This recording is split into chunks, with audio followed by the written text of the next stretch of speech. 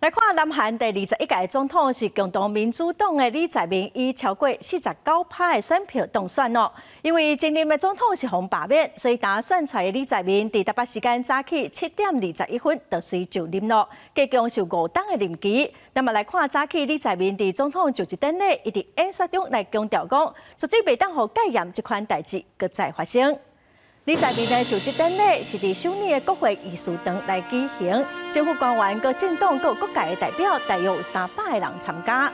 李在明甲夫人金惠京伫现场，全体是做伙唱国歌。李在明宣誓就职，意思是真简单庄严哦。